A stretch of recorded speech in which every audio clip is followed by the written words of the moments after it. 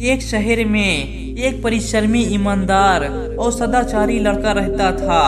वह अपने सत्य कर्मों की वजह से वह अपने परिवार में सभी का लाडला था। साथ ही समाज में भी उसका बड़ा मान सम्मान था।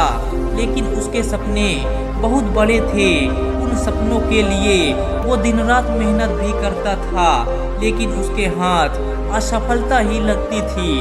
उसका पूरा जीवन ऐसे ही निकल गया और एक समय ऐसा आया जब उसकी जीवन लीला समाप्त हो गई और सत्य कर्मों की वजह से मृत्यु के बाद उसे स्वर्ग की प्राप्ति हुई। स्वर्गलोक की सुंदरता देखकर वह चकित हो गया।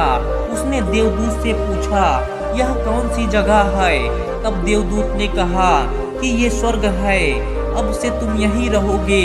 इसके बाद देवदूत ने उसे वो घर दिखाया जहां उसके रहने की व्यवस्था की गई थी। वो घर इतना आलीशान था जिसकी वो कभी सपने में भी कल्पना नहीं कर सकता था। देवदूत ने उसे घर के भीतर लेकर गया और एक एक कर सारे कमरे दिखाने लगा। सभी कमरे बहुत सुंदर थे। अंत में वो उसे एक ऐसे कमरे के पास लेकर गया जिसके सामने स्वप्न कक्ष लिखा हुआ था। लड़के ने देखा कि इस कमरे में वो सारी चीजें थी जिन्हें पाने के लिए वो धरती पर लगातार मेहनत करता रहा, लेकिन कभी सफल नहीं हो पाया। और सभी चीजों के छोटे छोटे प्रतिरूप वहाँ रखे थे।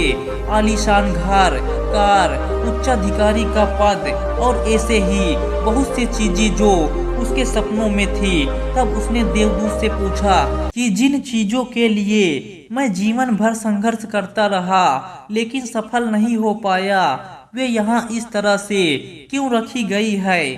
तब देवदूत ने कहा कि मनुष्य अपने जीवन में बहुत से सपने देखता है और उनके पूरा हो जाने की प्रार्थना करता है, लेकिन वो कुछ ही सपनों को लेकर गंभीर होता है। ईश्वर और ब्रह्मांड भी मनुष्य के हर सपने को पूरा कराने की तैयारी करते हैं, लेकिन कई बार असफलता प्राप्ति से उदास होकर व्यक्ति प्रयास करना बंद कर देता है।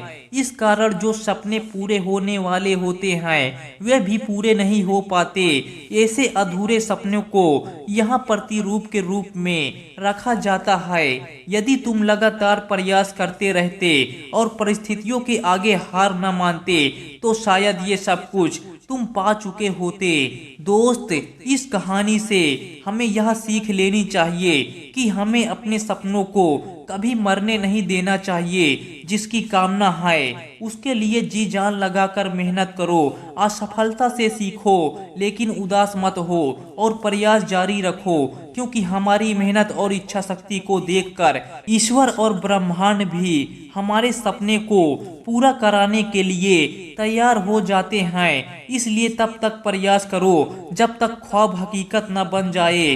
दोस्त, यदि इस कहानी से आपको जरा सा भी सीख मिली हो तो आप हमारे चैनल इलाहाबादी मोटिवेशनल अरविंद कुमार को सब्सक्राइब एंड वीडियो को लाइक करना मत भूलिएगा।